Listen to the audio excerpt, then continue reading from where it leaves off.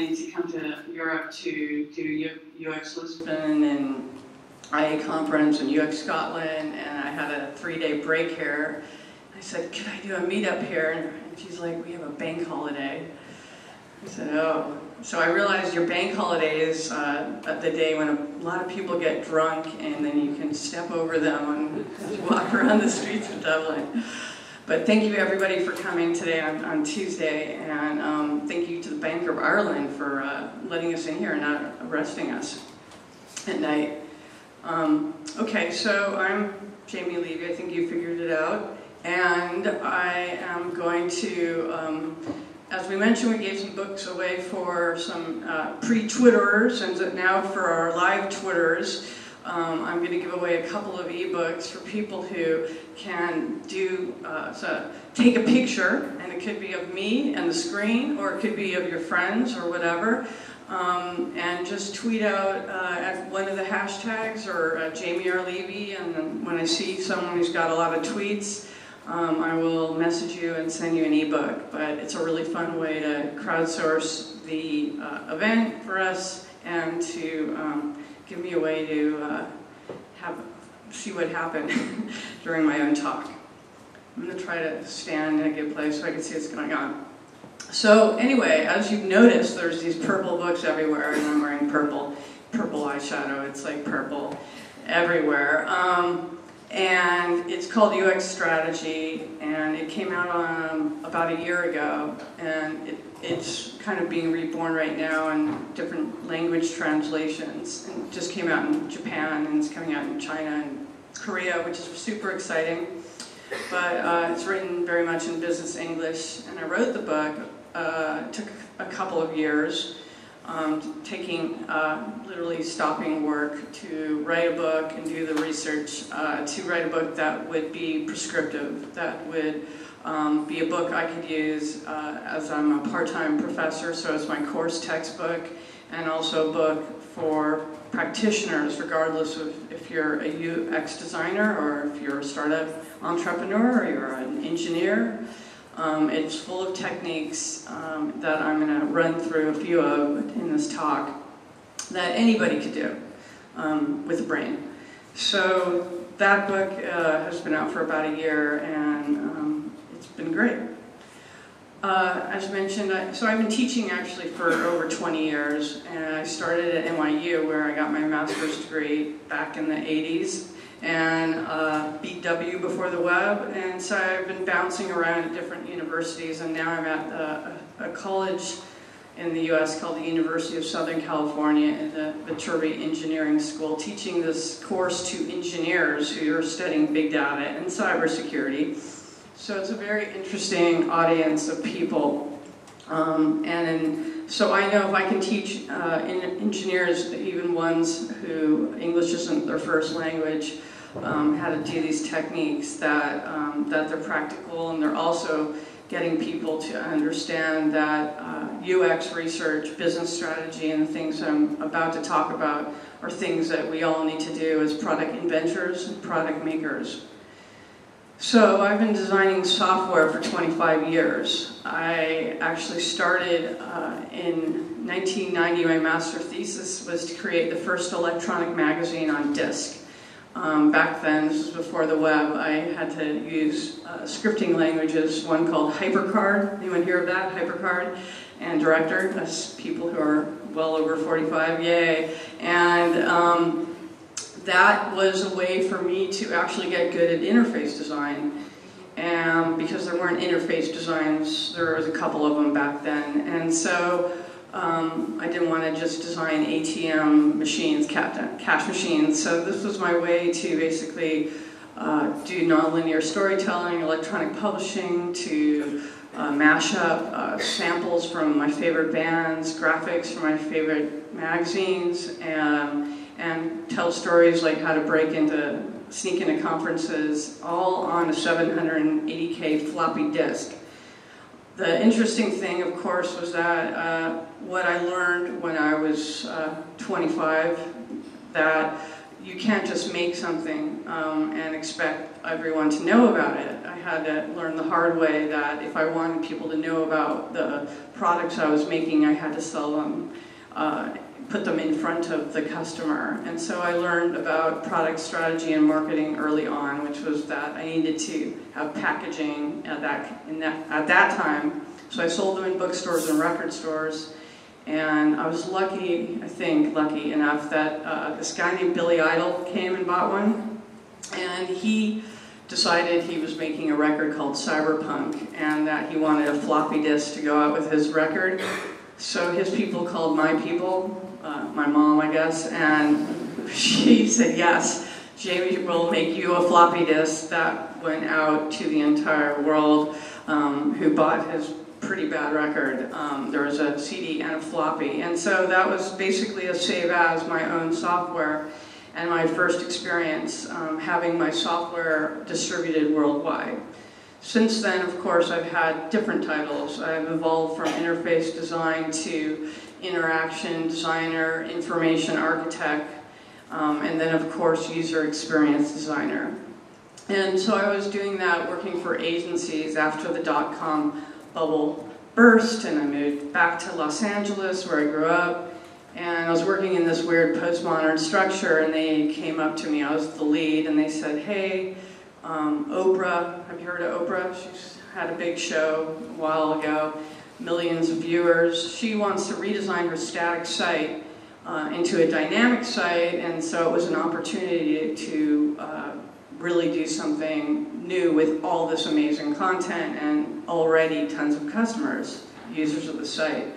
So they said, well, we need you to work on the discovery phase. And I was like, whoa, what the heck is this?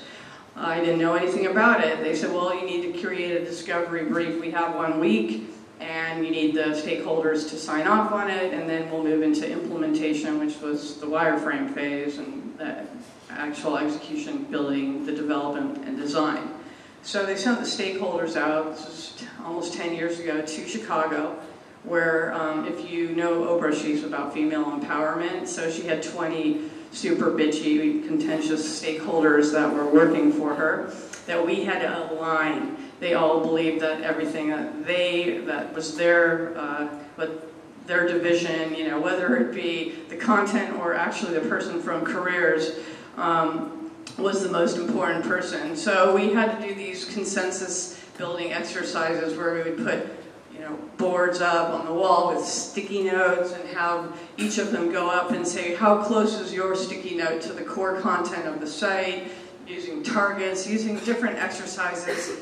And so I saw early on this was an opportunity to try to get, you know, basically alignment on business objectives and trying to get people to stop fighting over what should be really on the global navigation on the home page to them. That was what was important to them. And so we went back to LA a couple of days after these ridiculous workshops and created the diagrams, and then were asked to create personas as well. And I had read Alan Cooper's books, and I had understood a little bit about ethnography, that we needed to talk to customers or the users. And so they said, well, you don't need to actually, because we have all this marketing material that we can give you. We have all the demographics, psychographics, so just make them out of that. And I thought, that's very bizarre, but okay. So we created these personas that had, you know, an African American, a Latino woman, or a rich person, a poor person, a suburban person, a city person. All of these strange characteristics that I still wonder what they really have to do with somebody using a website. Like, does a white person use a website differently than a Latino person? Does an older person of 42 use a website differently than a 29-year-old? And so I think at that point I started realizing that these personas were lies. And so they immediately signed off on our discovery brief, and we were off to the races creating wireframes. For 6 months I led a team of 4 UX designers having to knock out 112 wires for this large-scale site. And of course, you know, it was waterfall, so we would hand off the top-level pages and try to get approval from the stakeholders, and it was the typical thing where they went back to fighting about the real estate and who would be on the global navigation and what color of yellow was appropriate. And at no point did we talk about what were the business goals. For them, it was like, we'll make sure there was room for banner ads. For them, it was not about, hey, there might be other, to me, I thought there was other opportunities to potentially leverage all this amazing content to do other things to bring in revenue for them besides just the banner ads. But they weren't open to discussing this. This was their business. They also wouldn't let us talk to customers. So I realized that the entire discovery phase was a farce. That my entire team was blind to the business goals, that we were blind to the actual, like, what the user needs truly were, and that I wasn't going to do this type of discovery phase ever again. So I started researching everything there was at this time about what the hell is a discovery phase, and I saw it was also we also were upselling it as the UX strategy phase before the UX design phase. And there was a couple of articles out there, but there was only one mention of it, and it was in this book called Mental Models by Indy Young. And she has this whole book that was on Rosenfeld, and I noticed in the sidebar that there was a definition by Jesse James Garrett where he had this strange formula that said, experience, this is a red thing, gonna work on there, experience, business strategy plus UX strategy equals experience strategy. I still haven't figured it out what he means by that. It sounds like, because I was like 1 + 2 = 3, and I was like, what is 2? I want to know what UX strategy is. Why are we not explaining that? And this seems like a semantic definition. Never mind all of this weird one ought not, overarching reason for providing. It was just really heavy-handed, and this was why I decided I wanted to really focus on UX strategy and figure it out, a framework that was practical, that was implementable.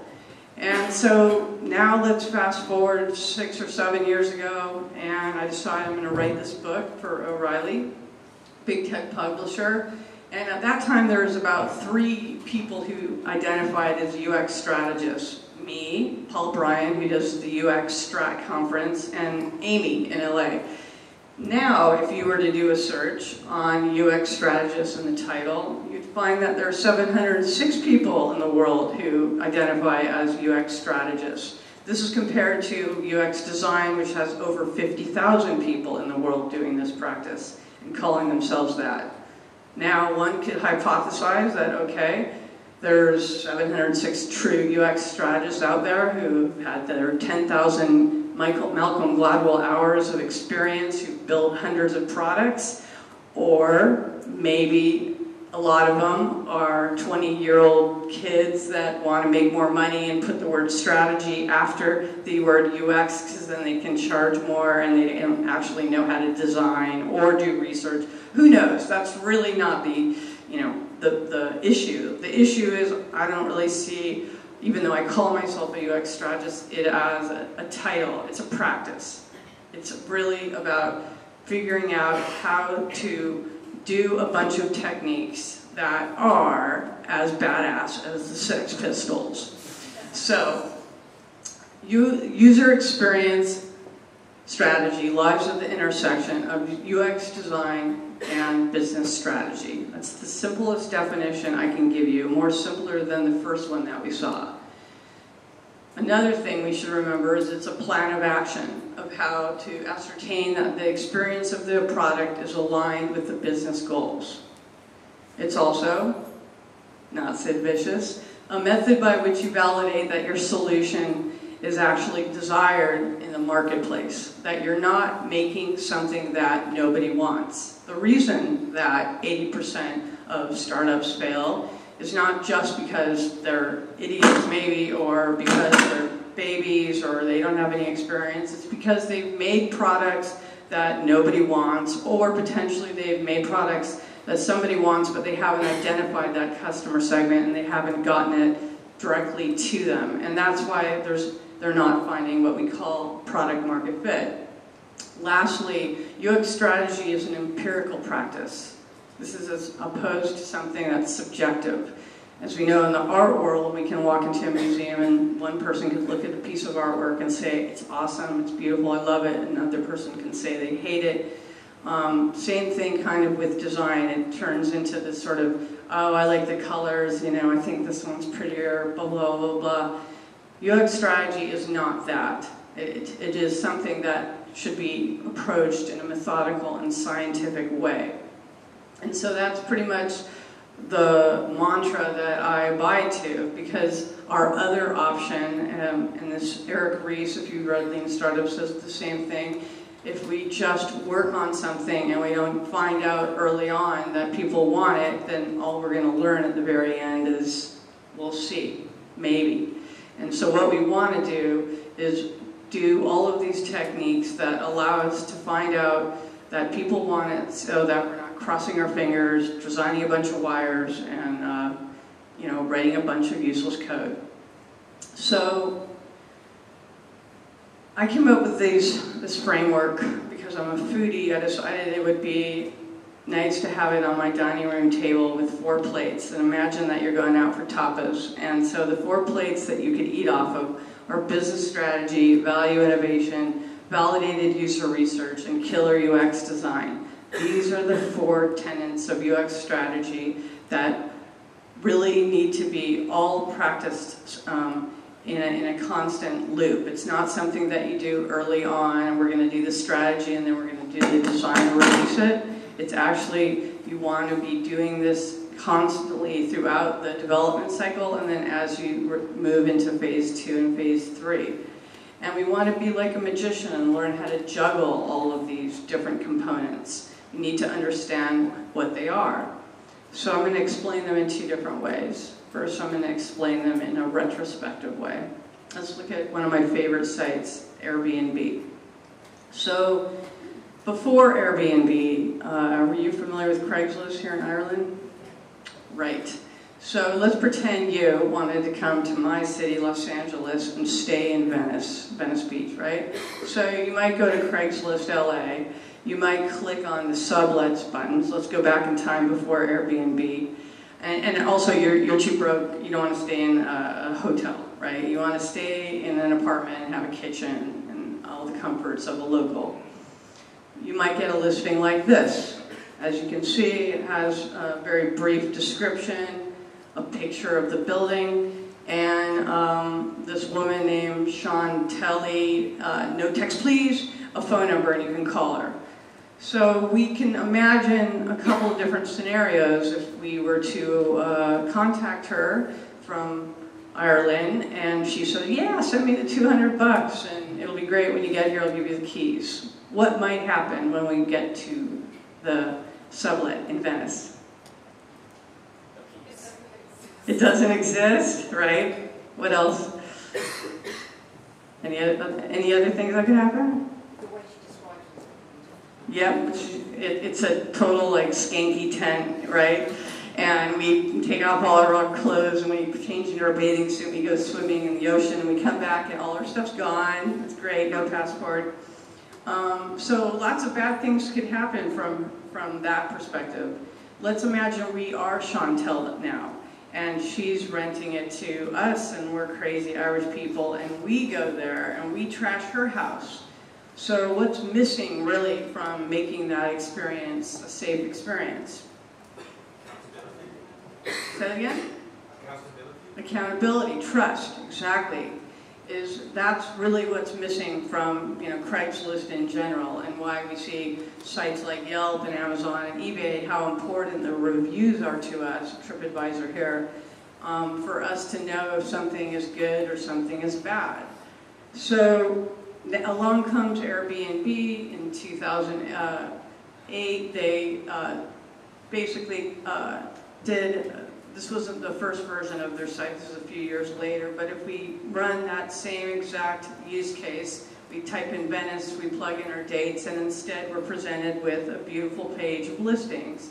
If you look at the site, even now, and you look at the the way it's designed, you'll see that the listings are very clean, they're very big, and they're very prominent. The price is the biggest thing on the screen. But if you look at how they designed it, they basically stole a lot of the ideas from other sites. They didn't have to just like build this hybrid search, browse from scratch. They took this idea from Yelp, where you could zoom in on the listing and redo the search inside the map so that you can narrow in and find, let's say, an apartment on the beach. You could say an entire apartment. They also borrowed the slider concept from Kayak, where you could update and see live results. They poached some really cool interaction patterns to create a really easy experience for finding listings.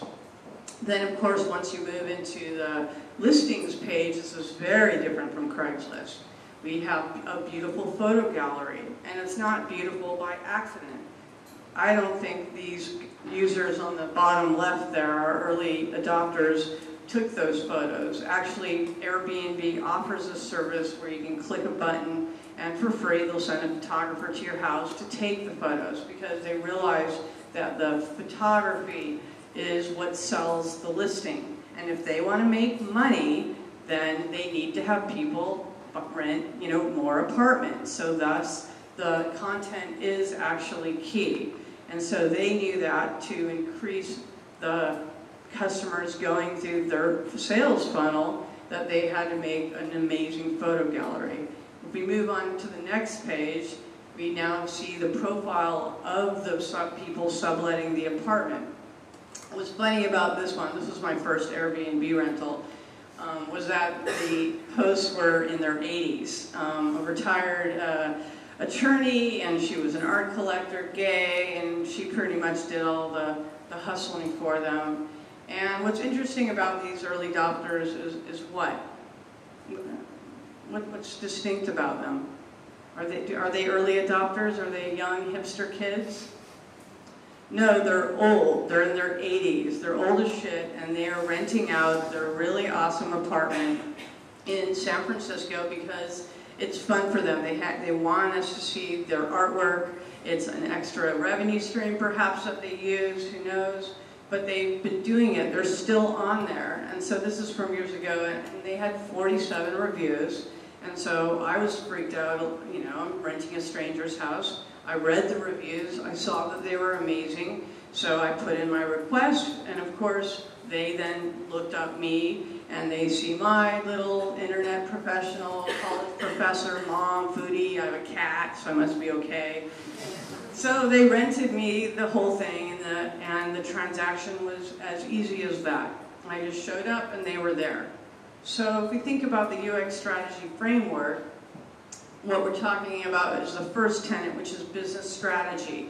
Where was Airbnb when they launched into the marketplace? What were the existing alternatives? Who were the direct competitors? At that time, it was the hotel industry. So you could stay in an expensive hotel in Union Square and be far away from the cool launch conference or the Mission District where I wanted to stay. Or I could go to Craigslist and maybe if I was lucky, get raped and killed, who knows. And then there was VRBO and HomeAway, one of them bought the other, that had a very limited amount of inventory, horrible pictures, and no transactional system. So they basically kicked the ass of all these competitors, and now they have so much inventory that it's hard really for anyone to come and kick their ass. And now let's talk about the second tenet of value innovation. And the obvious way we think about value innovation would be first from our perspective as travelers, how great it is, it's less expensive than a hotel to stay in an apartment and have access to a stove to cook, to be close to all the places we want to be to. But from the host perspective, for instance, I'm here right now, and I have an Airbnb tenant in my home. And while I was writing my book, I didn't have a revenue stream because I wasn't consulting, because I couldn't write and work at the same time because I'm not really a writer. And it was this type of money that was coming in quarterly that provided value to me that didn't exist before. It was a safe way for me to rent out my home, you know, and I have an 11-year-old kid, you know, who was very concerned about his video games being ripped off. And I didn't want my things being hurt or the furniture being ruined. And we did that for the 2 years that I was writing the book, and it kept us afloat. And so it provided value innovation. They created value for the customer. Validated user research is our third tenet. Now, Airbnb just didn't launch with that beautiful website that we just saw. They actually had a sort of back-end kind of working, and so they had to do what we call concierge customers, onboard them manually onto the platform to test it out before they actually built the site. They wanted to do user research by doing an experiment. So what they did was they saw, it was 2008, the Democratic convention was happening in Denver, Obama was going to be there, 20,000 people were going to come, and there was definitely not enough hotels to accommodate them. So that was where they conducted their experiment. And they onboarded tons of people who would be willing to rent out a room or rent out the apartment. And then they started advertising all over the country, hey, we're doing this, we have apartments, you know, you can rent an entire apartment in Denver instead of if you can't find a hotel. And they learned what went wrong, what went right, and how to truly build the transactional platform in the future. But most importantly, this experiment proved that this was something that people wanted. People loved it. And they took this evidence back to get funding in LA, and they hooked up with Y Combinator, and they were able to do that to raise funding. The last tenet we all know about, because we're UX people, is the UX design. The UX design has to be amazing by default. It just has to be. You can't have bad UX. Bad UX will destroy your brand, even if it's a famous brand or an unknown brand. And great UX, to me, is frictionless UX, where one doesn't have to figure out what do I have to do next, where they can onboard quickly and as few steps as possible know what to do. Which brings us back to the idea of poaching interaction patterns from other sites that might be completely different in different verticals, because people are already familiar with certain patterns, so why not use them in a different context? And so killer UX to me is building a frictionless app or site. And of course, Airbnb has been extremely successful. Let me caveat that, because there's always people that say, well, they actually have displaced me because there's Airbnb people taking over my building. It's turned into a youth hostel. Yes, that is true. That is true, that disruptive products are disruptive. That's why I have the Sex Pistols videos. And that's why we need legislation and laws and companies to work with the different cities to make sure that the products don't, you know, ruin the lives of regular people who may not even be using these services. However, as far as the product design goes and the business strategy, that's what we're focusing on for the purpose of this discussion. When it opens up, it'll be a discussion. So now let me talk about the tenets. Business strategy, the simplest definition, is the identification of the guiding principles of how a company wants to compete in the marketplace. So I had to read a lot of business strategy books. I don't have an MBA, so I started going back in time with Drucker, and then eventually I got to Michael Porter, and his book, Competitive Advantage, said there's basically two different ways to compete. This is in the mid-'80s. One is cost leadership. So in the States, we have this company called Walmart. Walmart is this big, gross, massive store where you go to in mostly rural areas and get a big shopping cart. And you can go there and get everything that you could possibly need from one place. It's a one-stop shop, and also get the lowest prices for a brick-and-mortar store. And they get this lower cost that they can offer to us as customers by doing a few things that are not necessarily nice, right? I.e., they only pay their employees to work for 32 hours a week, but they actually expect them to work 40 hours a week, and then they don't give them a health plan. Thus, the health plan has to be provided by Medicare, the government in the United States. They also offer us these great lower prices by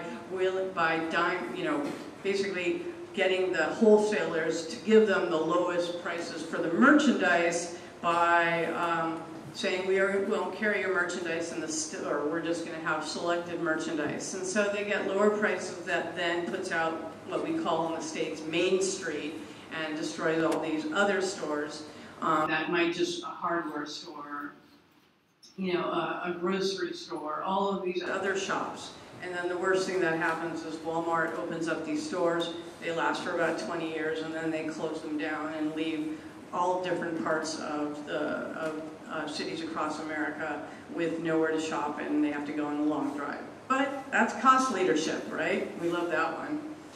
Issue of that with if we're building software is how do we compete on price, right? Like, how much do you pay for your Gmail? You don't pay? Oh, it's free? Nice. Awesome. Right. How about Facebook? How much do you pay to use Facebook? It's free. Oh, wow. So, okay, yes, I know there's security and big daddies watching us and all the privacy issues, blah, blah, blah. I've heard all of that. But the bottom line is that a lot of the apps that we're making and the products that we're building don't have a revenue stream that is based on selling. So we can't say I'm going to have lower costs than my competitor. So what do? So then we need to win through differentiation. So one of the classic examples, I think, is Starbucks. Starbucks was I know coffee in Europe is commonplace that you go and have a proper cup of coffee, but in America during the 80s, up through the 80s, the way you'd go to McDonald's or you'd have instant coffee or you'd go to a bodega in New York and get a 50-cent coffee, and it was disgusting. But it was like you had your caffeine and you went on with your day. It wasn't a big deal. Howard Schultz, the CEO of Starbucks, goes to Milan, has this experience at an espresso bar. The barista calls his name, he smells the roasted beans, he gets this beautiful coffee that's all frothy and yummy, and he hangs out there for a couple hours and is like, this is an amazing experience. If only I could bring this back to America, which he does, and eventually builds this franchise that now you can walk into Starbucks all over the world and pay $5 or €5 for a frappuccino and have your name called and listen to indie music and have free Wi-Fi, but it's an experience. That's why we're paying $5 instead of 50 cents for a cup of coffee. And so this idea, what we're talking about is the promise of value. And value, a lot, we think about brands and we think about value because they can be so similar, such as these two different cars. But the way people perceive value is what it means to them, whether they buy your product or use your product, whether they like or hate Facebook or Twitter, whether they use Snapchat or not, whether they use Instagram versus Vine. These are the different things that people look at, like whether it be the features or the entire user experience. It's this differentiation that we need to concern ourselves, and it all boils down to the value proposition to the customer. So how do we create amazing value propositions for making digital products? Because a lot of people, as we know, are making digital products. There's now 50,000 UX designers. Imagine how many product builders there are around the world. I believe that is through changing mental models, by creating new mental models. Mental models, simply, and I need a whole book to write this one, is the way that people think what the steps they need to do to get something done in their head. And so, for instance, back in the day, if I wanted to get cash, if my mommy wanted to get cash, we would go to a bank and she'd fill out a little withdrawal slip and she'd go up to the teller and that's how we got cash. By the time I was 18, we had ATM machines. And when my dad dumped me off at college, he said, memorize your PIN because you're going to go to this machine and that's how you get cash. And that was my mental model. If you ask my son how his mommy gets cash, she'd say, oh, she goes to the grocery store, she buys a banana, and she gets cash back. It's changed over time. And what changes it is the business processes, the technology to support it behind it, and also the interface. So let's say we look at something like hitchhiking.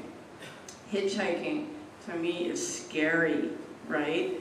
I don't want to hitchhike and get into a stranger's car, and I don't want to pick up this hoodie guy and have him in my car. But now, all of a sudden, we put this interface on top of it that brings me and the hoodie guy and the old man together in a stranger's car, and we call hitchhiking Ubering.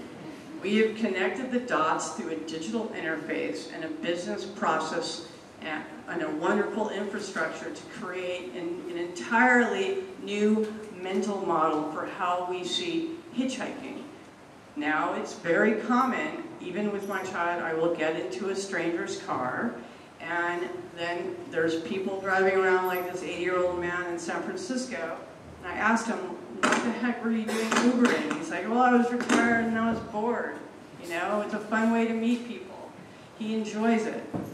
And so they've really changed the way that people have moved around a city. I was just in Paris, and I Ubered all over Paris for like €4 here and there, and it was a lot easier to get around. I also had to Uber in Berlin this last week because all the taxi drivers wouldn't accept credit cards. Magically, mine didn't seem to work when they did.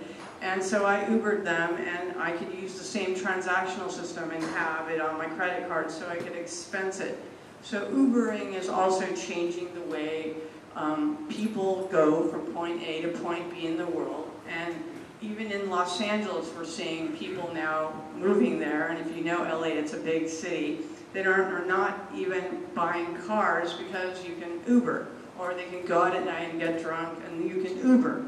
And so it's really changed the way this digital product, this platform, how people live their lives. And this is the type of product and platform that I prefer to work on when I'm building new things. So this value innovation, what it boils down to is thinking about what you're making as what is the utility of this? What is it doing for people? Is it solving a problem? Is it making their life better? Giving them something fun to do? It could be a passion that they get enjoyment out of, but really figuring out how we can make something that becomes an indispensable part of our customers/users' lives. So much that if we took their iPhone or their mobile phone away from them, that they would cry, right? Imagine how bad we feel when we lose our phone, how disconnected when it runs out of batteries, especially while we're traveling. Because basically it doesn't just disconnect us from having a phone to call somebody anymore. Our mini computer that we keep in our back pocket is full of applications that help us to survive, that help us to get things done, to help us to save money, to help us communicate with our family and friends. And so there's a lot to understanding how you can make products that are focused on the utility. So I stole the idea, or borrowed it, from the book Blue Ocean Strategy. This is a book that came out in 2005, and it has 100 case studies on successful businesses, some digital, some mostly non-digital, that basically created businesses that were swimming out into a blue ocean of what they call an uncontested marketplace. They call it a blue ocean because there's room to swim, as opposed to a red ocean that's full of sharks biting each other, turning it into a bloody red ocean. We don't want to build products that everybody else has, because then we have a lower probability that we're going to win. We need to make products that are unique. We need to make products that there's an ocean for them to swim in, and potentially allows us to then have a revenue stream or some way ultimately to make money so the product's successful, whether we're a startup or we work for an enterprise, or even an agency delivering work for an enterprise. So one example that they love to talk about in Blue Ocean Strategy is Cirque du Soleil. And what they did, if you think about it, is they reinvented the way that people think about the circus. The old mental model was you take your kids there, you pay $10, There'd be lions jumping through fire. Maybe there'd be scary midgets dressed up with makeup.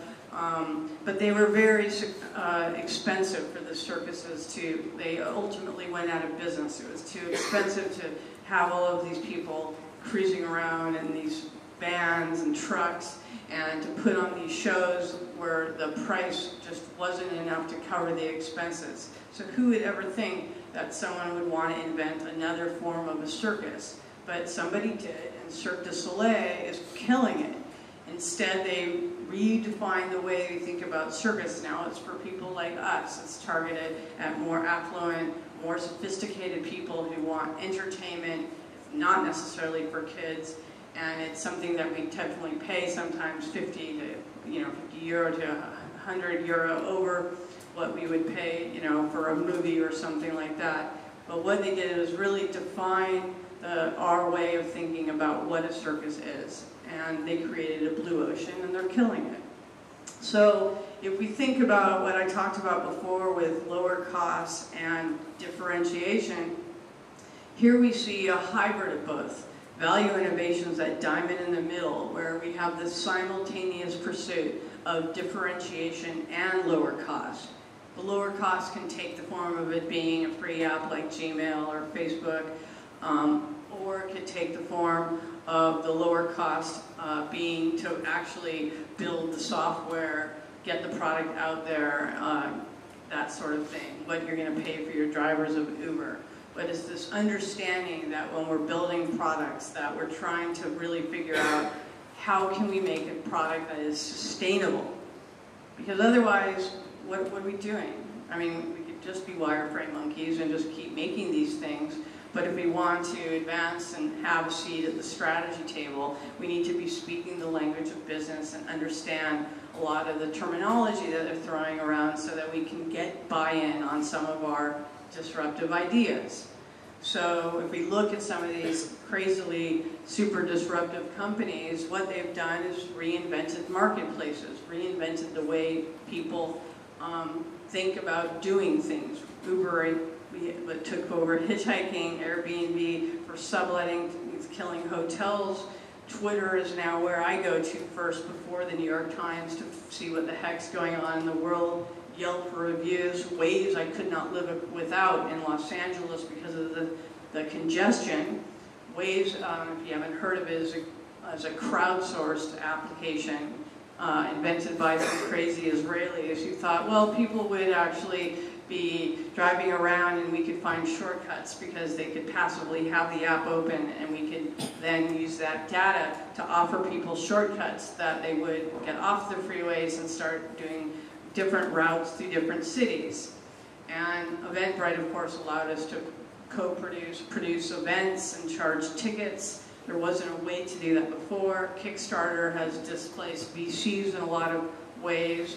If you look at what the companies that are funded on Kickstarter, including Oculus Rift, 80% of them actually get built when they get funded, as opposed to venture capital-backed startups, maybe 20% of them see the light of day. It's sad but true. Tinder is a depressing thing to talk about, but I will anyway. I went on a Tinder date last night. It was kind of weird, but just research, of course, right?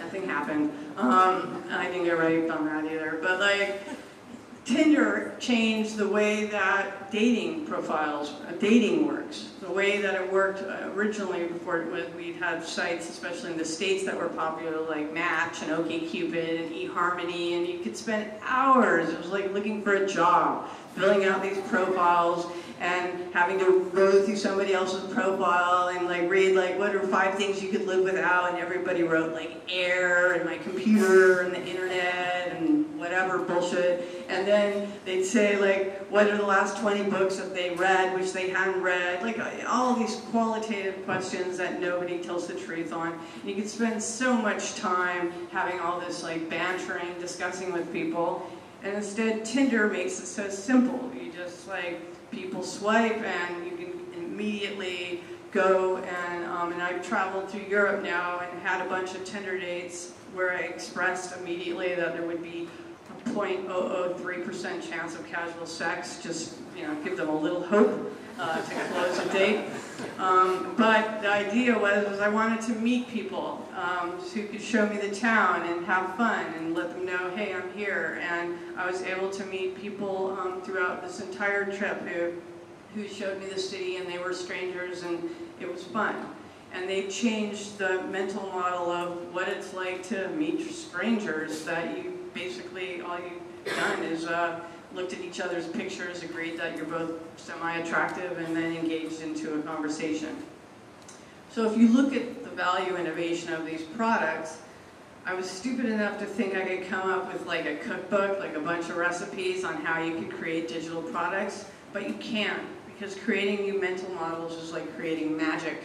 Yeah, and what I did notice was that there's patterns. It's often that you're taking a digital product that already exists now, because as you know, we've had the internet for 20 years, the web for 20 years, so everything's been at least tried, and so we can do a competitive research of the marketplace and see if there's opportunity there. But if we then add something unique on top of it, we can create something entirely new. So in the case of Meetup, they added a transactional system, and we got Eventbrite. So it was a mashup of features. In the case of Google Maps, they added crowdsourcing, and we got Waze. And so that's how they transcended a platform.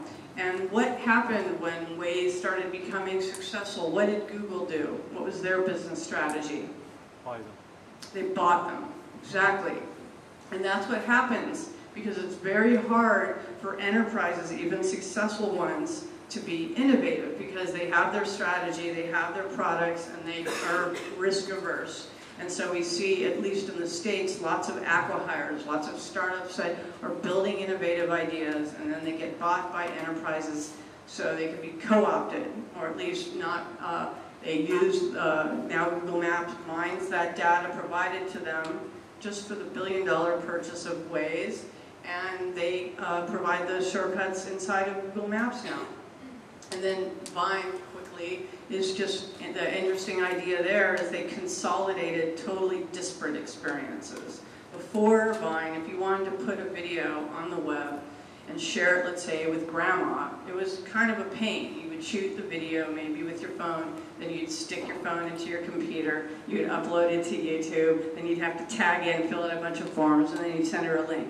And it could take a half hour. Now you just pull up your iPhone, you push down, you let go, and pling, the little video goes up into the cloud and is distributed in your social network, all with the push of one button. It's the simplest form of being able to share a video that you can ever imagine. I couldn't even imagine it. And so if you think about innovation, there's actually a spectrum. It's not, we can't always be disruptive. We can't always be the Sex Pistols destroying the world. We sometimes have to think about innovation in terms of sustaining innovation. There's this book called Lean Entrepreneur that I grabbed this graphic from, and they basically broke it down to the differences between sustaining and disruptive.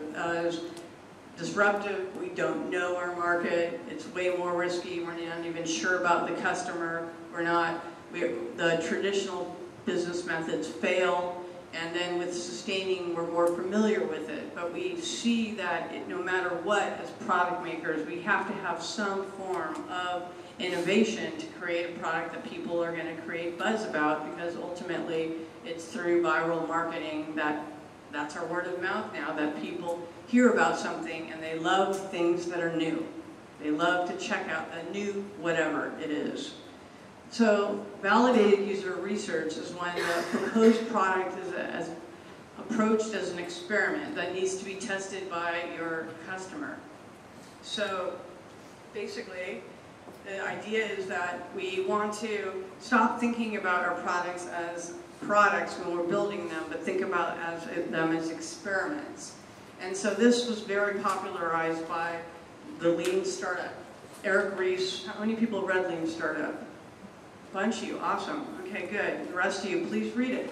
Or if you don't like to read, listen to the Audible and go hiking or do whatever you want to do, because it's a great book that will teach you about this idea of the build, measure, learn loop. This is the typical loop that everyone refers to that, you know, is very part of Agile, but is actually can be used for strategy. And this idea that of the minimum viable product, to me, is enough product that expresses the value proposition, so I can get buy-in from my customers. So I have an idea, I build enough using typically a prototype, or maybe no prototype, maybe just a Google ad campaign to test how many people are clicking on my pitch. Get that product out there, measure the feedback as data, and learn, and keep going through this loop without writing any code, designing any wireframes, or building any product and figuring out, do I have traction with this value proposition in the marketplace? So his book didn't just come out of his head, he read a bunch of books too. And these two influenced him a lot. The one on the right is The 4 Steps to Epiphany by Steve Blank. He's one of my heroes. He's an entrepreneur, teaches at Stanford and Berkeley. And he talks about very much this idea that we want to go out early on and interview hundreds of people and just do customer interviews. Not go out and pitch our products at the very end, not go out and wait till the usability test, but early on to show them the product and say, hey, not to show them the product and say, hey, are you having this problem? And figuring out exactly who the customer is who's feeling the problem the most, because we want to solve migraine problems, not headache problems. And then, of course, Alan Cooper's ideas of personas were based around ethnography as well, that we go and talk to customers or users of our product. But most of us work for companies that aren't going to even pay for any research base, never mind send us to Africa for 3 months to do contextual inquiries and write up diaries of journals. That's super old school. No one has paid me to do those kind of research bases anymore. So I beg people, just give me $5 grand. I know how to do a very lean form of user research. I approach it as an experiment, and I go and show my prototype to customers and try to get validation. Is this something that you would use? Is this something that you would pay for? Because if it's not something that, like, if we just empathize with people, that's really nice. It's a very soft word that's thrown around quite a bit. It's not necessarily going to sell products. And so we need to do more than empathize with people. We need to actually understand if they have a problem that needs to be solved. And then we can start empathizing with our right customer segment. So I conduct what's called guerrilla user research, based on guerrilla warfare. Instead of being in a usability lab where I treat my participants like lab rats and I'm recording them and making them feel uncomfortable, paying them too much money and they're just lying to get the hell out of there. Instead, I run ads on Craigslist, I recruit them and find out, are they my actual customer segment that I want? And then I have people that work with me. We have event coordinators who stand outside the cafes. We use the cafes for free. And we interview them and we show them prototypes of the concept. Basically, this one was an idea called Airbnb for weddings. This idea that you could have a cost-efficient wedding on the beach. And so we created the prototype, put it on just a PDF of a bunch of Photoshop comps, stole a lot of the screens, and then we wanted to measure signal. And so we stole Airbnb's beautiful content, DirecTV, which is a cable TV's concept of packages, because we knew we needed turnkey solutions. We stole the Apple Store's Genius Bar booking process, and so people needed to book a tour. We took that idea and then we used price transparency to show basically our brides-to-be that we recruited in the cafes. Here's the prototype of these concepts. You know, we validated before, you know, they were having a problem finding an affordable venue in Los Angeles for a wedding. And then we showed them the prototype, and it wasn't about usability testing, it was about value prop testing. Is this something that you would use? Would you dare have your wedding, the most important day in your life, in a stranger's house? And so that's how we learned that we needed the tour, that we needed the packages, that we needed these things. And it was through doing the user research and measuring the feedback over and over. And when I work with startups and enterprises, the most important thing is to bring the stakeholders along. That older guy on the right, that's me on the left, that's the participant being interviewed in the middle, and on the right is my note taker. But really, he's actually the entrepreneur who had this idea that he wanted me to redesign his website. I didn't think it was a great idea. He hadn't talked to customers. He couldn't figure out why after a year nobody used it. And so I said, well, I want you to just shut your mouth and take notes and into a spreadsheet, and we'll learn exactly why these customers aren't using your product. And after 8 hours, he understood it was his business model, not the user experience, that was defective. So there's our idea of capturing into a spreadsheet and doing empirical forms of landing page testing as well. And killer UX design, we already know what it is. We know as UX designers when something's amazing. I like to talk about these types of products. They're gamified, they're fun to use, they're easy to use, they provide options, they focus on immediacy. You always know when you're going to be picked up, where you're at along your route, and how much something is going to cost. You don't even need to whip out a wallet anymore. That's my brother on the right. Not a date. This idea of swiping or keep playing. And so ultimately, killer UX experience is creating better conversion. We want to think of our products as funnels, like marketing people talk about sales funnels, to get happy customers or paying customers at the very end. And so we use growth hacking techniques, and we can learn about that in a whole nother lecture. But basically, it's a chapter 9 in my book, and it's trying to understand how to tie metrics to the user experience to get the customers down through the funnel, whether they get bouncing away at the top or bouncing away at the cart, and figuring out exactly where in this analytical data are the points where I'm losing my customer. So in summary, why UX strategy is crucial, the takeaways, is we want to create a unique kick-ass experience that needs to be aligned with the right business model to create a disruptive product. And then it goes back to consensus. It helps the entire team and the stakeholders reach a shared product vision for greater efficiency and communication. And then by doing everything to validate that your UX strategy is on target, that you de-risk your product, and the chances that you're spending your life making something that nobody wants. So that's my talk. I'll just say a few things. I've got about 20 books for sale. I hope you come down my funnel and spend 20 euros on my book and learn about these techniques, because I don't want to have to carry them on the plane. And I'd love you to have them and tell people about them if you like them.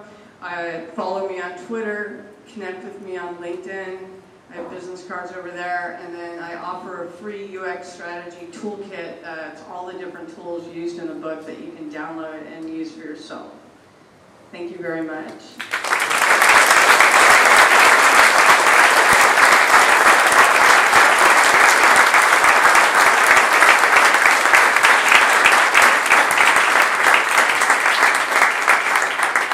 We have a few minutes for questions and Q&A. If anybody has any questions?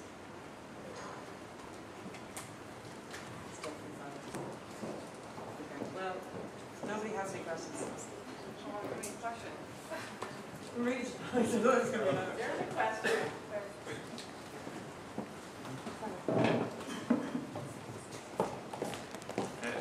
One of the things that struck me in your book was an off-the-cuff remark you made about design sprints. And you mentioned something about how UX strategy can't be solved in 2 weeks with post-it notes or something similar to that. I'm just wondering, how do you see your UX strategy techniques and design sprints and that sort of Google Benches type approach? Do you think it's complementary or opposing? Well, I think first you need to do the UX strategy, first. I mean, when we talk about design sprints, he's asking about design sprints in relation to UX strategy. It's assuming that you've done the UX strategy phase first and validated that the product is actually something people want.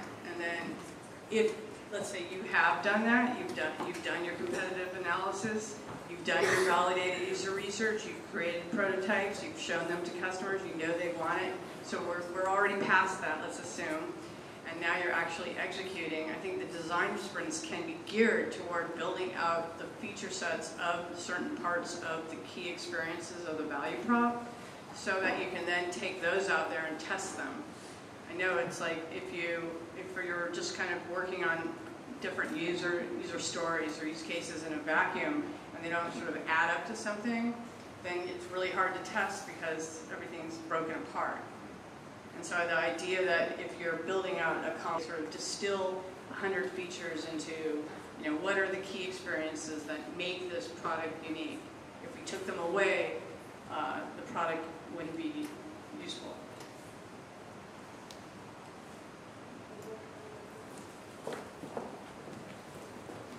Hi.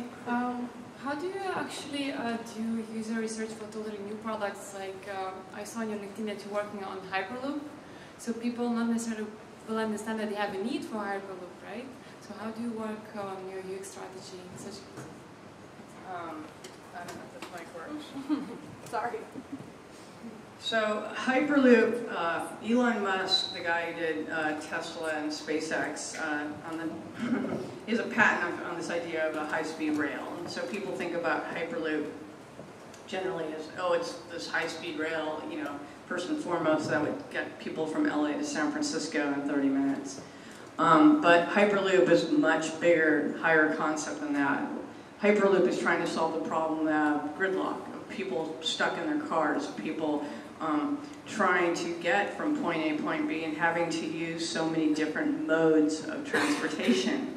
And so I did an apprenticeship in my course where I managed 5 different applications, dashboards, apps that were for the consumer, so they could say, I want to go from here to there, and it would be able to connect through big data all the different points of, you know, someone, if they're going to get downtown, are they taking an Uber or a bike or a car? If they're going to go, once they're downtown, are they going to fly? And so, to answer your question, we needed to interview lots of different types of people. We interviewed bus drivers, right? So we had to figure out from bus drivers if they would be, you know, tracking the people on the bus, and if having people on the bus know who all the other people were, if that would provide value to them. And so it was hard to track down bus drivers, so we stopped them and went to the bus stops where they all hung out in downtown LA and talked to them. Pilots, kind of hard to talk to, right? You only have like a second when you're getting on the plane, maybe you see them. So we were able to track them down through LinkedIn, right? Just writing them, telling them, hey, we're building this product. A lot of times you really have to think outside the box. I had students who we needed to find people for Airbnb for weddings who were brides-to-be, and she sort of turned it upside down and said, well, it doesn't have to be brides-to-be, it could be people that just got married. So she went to a mall in Los Angeles where there would be tons of people pushing around babies in strollers who were freshly married or were married within a few years, and was able to do customer interviews there. Other more skanky methods would include putting up Craigslist ads, like, let's say for a site trying to find, we did this for a site trying to figure out how office managers plan parties.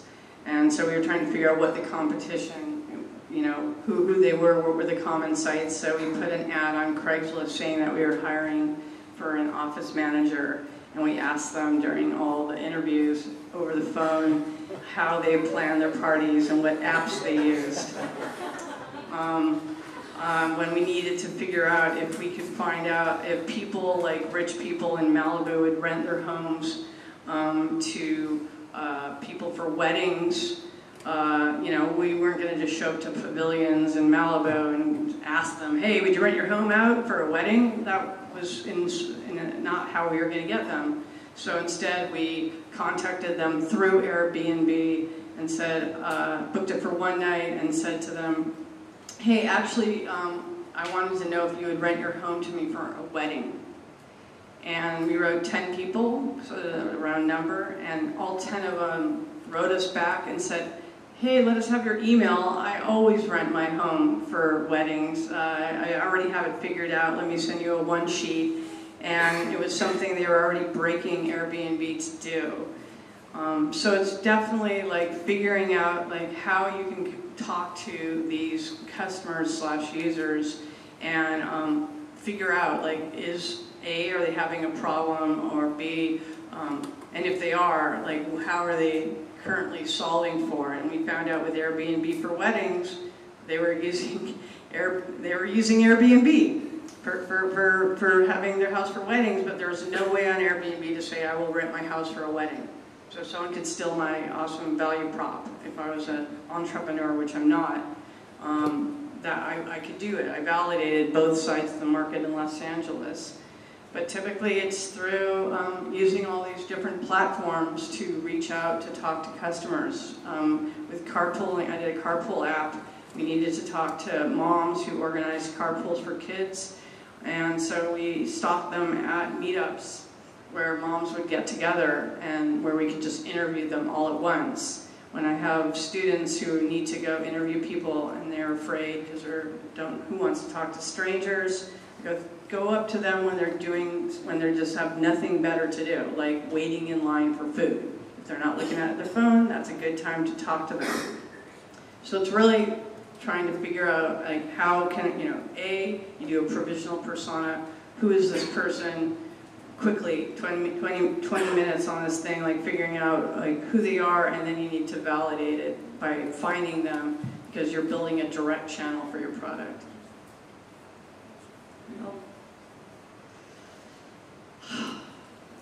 Any other questions?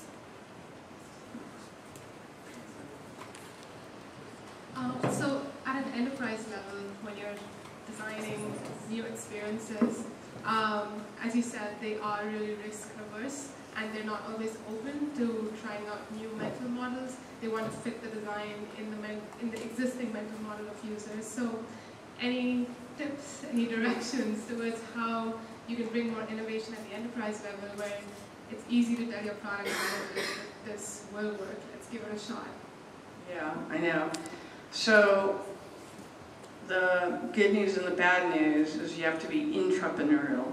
Are you familiar with that term? It's like entrepreneurial, but inside of an enterprise, intrapreneurial. And you have to just build things on your own and get buy-in. And do, like, a lot of the techniques in my book, people are like, oh, they'll never go for guerrilla user research. And I'm like, so get off your ass, do it anyway. Go spend a night set it up on Craigslist, go interview people, and then show the stakeholder the evidence. When you show someone a spreadsheet, it's got data in it, it's got proof. And you show it to them in a way that's not like, your idea is bad. It's like, hey, I have this interesting idea and I just did this research for fun, just to educate myself, to make our product better, learn more about the business. What do you think? And the idea behind asking them what they think is then it becomes their idea. Then they say, oh, well, I think this. And it was what you wanted them to think all along. But you manipulated them into buying into your idea, and then they will sell it to their stakeholders. And I do that with the competitive analysis, with all these techniques, because I find that as designers, we can't tell our stakeholders their ideas are bad, right? Like they're like, what do we know? We don't have an MBA, or they know they're the hippo, highest paid person in the room. And through evidence of proof, prototypes that have been tested, doing A/B testing without telling them, but without putting their brand on it, and saying, hey, I ran this Google ad campaign for fun, just to see if they'd be interested in this value prop. What do you think?